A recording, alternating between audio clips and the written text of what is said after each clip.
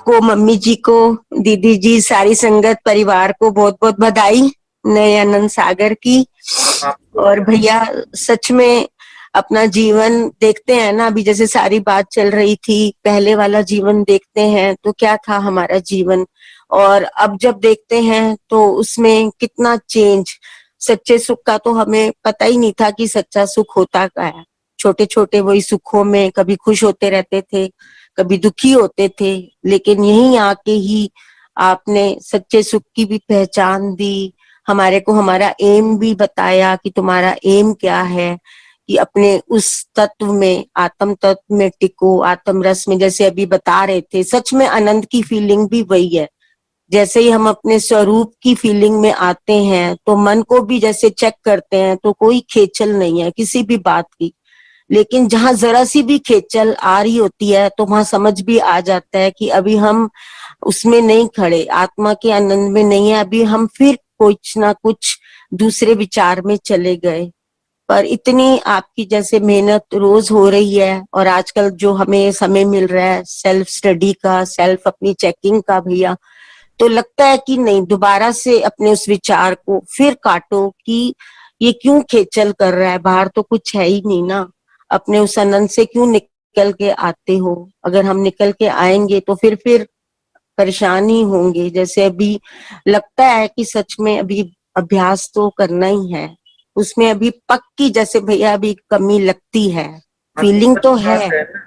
ये हाँ सच जी। बात है कि हम्म। इस हिचल से भी तो उलझन होनी चाहिए ना। हम्म। हर एक इंसान खुश हो जाता है कि हाँ, अब हमने मन को बनाना सीख लिया, लौटाना सीख लिया। अब हम फिर अपनी खेचल को खत्म कर लेते हैं ज्ञान से। लेकिन सच तो ये है कि अंदर ये भी एक उलझन होनी चाहिए कि ये खेचल भी कब तक चलेगी। इस खेचल में भी मैं कब तक पड़ा रहूंगा। एक बार ऐसी स्थिति भी तो दृढ़ होनी चाहिए कि रोज रोज का ये खेल भी तो खत्म हो गए। एक कभी आत्मा, कभी शरीर, कभी जीव भाव में, कभी आत्म भाव में, कभी तो भगवान देख रहे हैं, कभी फिर नाम रूप में दृष्टि चली गई, जगत में दृष्टि चली गई। तो ये चीज भी तो एक अच्छी स्थिति नहीं है। हमारे अंदर में एक परिपक्वता भी तो आनी चाहिए। ये बार बार चलायमान होना, ये भी तो स्थिति मजे वाली नहीं, क्योंकि जरा सा आत्म आनंद में आए, फिर दुखी सुखी होने लगे, फिर खींच के वापिस लेके आए। पुरुषार्थ तो अच्छा है, लेकिन समय के साथ साथ परिपक्वता भी बड़ी जरूरी है। जैसे स्वामी रामतीर्थ चैलेंज दे पाए, कौन सी है वो विपत्ति जो मेरी प्रसन्नता में बाधा डाल सके। तो ऐसा भी तो कोई दिन आए जिसमें हम अपनी स्थिति को इतना दृढ़ अनुभव कर पाए कि कोई भी परिस्थिति, कोई भी हालत मेरे उस आत्म आनंद में बाधा नहीं बन सकती है। कैसी भी हालत आए, मैं अपनी आत्मा को नहीं भूलता हूँ। जब भूला गम की गहरी घाटियों में भी ज्ञानी मुस्कुराता है। जब भूला कि कैसी भी हालत आए, ज्ञानी अपनी आत्मा को नहीं भूलता है। तो उन सबके लिए भी हमारा प्रयास होना चाहिए। ये खुश होके हम बैठ नहीं जाएं कि बस अब हम मन को वापस ले आते हैं। अभी की हालत अगर लग भी जाती है तो चलो हम फिर ऐसा कर लेते हैं। पर एक उस स्थिति में पक्के होके बैठ जाएं, निश्चय में आ जाएं, स्ट्रांग बने। ऐसा तो आत्मा का निश्चय पक्का करें जो फिर भूल वाली संभावना ना हो। ये जो बार बार भूलें पड़ती रहती हैं, बार बार अंदर अप डाउन होता रहता है, ये मजे वाली स्थिति नहीं होती। आप देखते हो, आप लोग दाल सब्जी भी चढ़ाते हो, एक बार में जो पक जाती है ना बढ़िया, वही टेस्टी बनती है। ये जब दोबारा चढ़ाओ, दोबारा पानी डालो, फिर कभी छींटा दो, स्वाद नहीं आता सब्जी का, पकती भी नहीं मजेदार। अपने कोई संतुष्टि नहीं होती खाना बना के कि आज पता नहीं दाल को क्या हुआ, आज पता नहीं गली नहीं रही थी, फिर मैंने ये किया, फिर भी टेस्ट वो वाला नहीं आया। खाने वाले भूल देते हैं कि आज क्या हुआ, सब्जी अच्छी नहीं है, दाल अच्छी नहीं, अरे क्या करूं, गल ही नहीं रहा था। कभी कभी आता है लौकी वगैरह ऐसी आती है, पकाते रहते हो, पकती नहीं, फिर पानी डालते हो, फिर सीटी लगाते हो।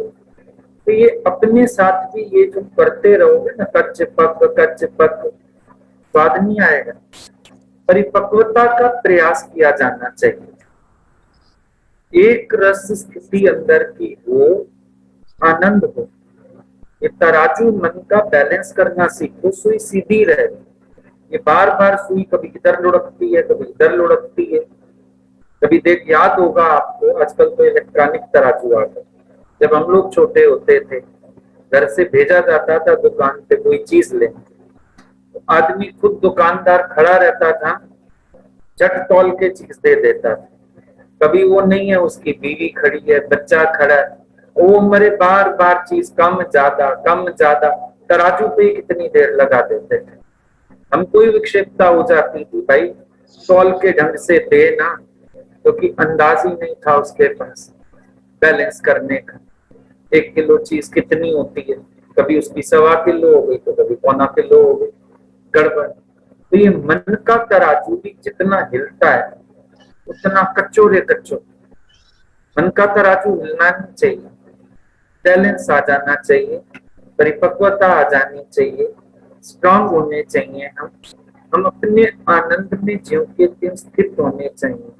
बी एज यू वर, जो तुम्हारा असल स्वरूप है वही होके रहो।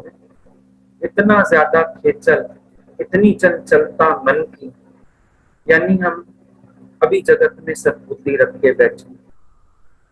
तो ये अच्छा अभ्यास है, अच्छी उन्नति है, लेकिन अभी अगली बात समझो कि आपको अपने आप को पहले से इतना सावधान रखना है कि मन में कुछ आने ना पाए। बाहर मौसम खराब होना शुरू होता है, आप खिड़कियां दरवाजे बंद कर देते हो, इससे पहले कि आंधी चले, बारिश आए, मेरे सोफे गीले हो जाएं, मिट्टी वाले हो जाएं, सबसे पहले खिड़कियां बंद कर दो।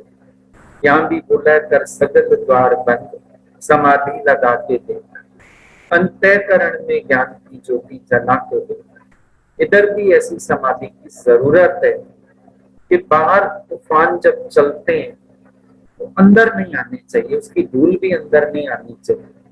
आप लोग खुश हो, थोड़ी सी धूल आती है मैं झाड़ देता हूँ, लेकिन धूल आनी नहीं चाहिए। गुरु को संतुष्टि उससे हो। ठीक है, थैंक यू भैया। ठीक, थैंक यू।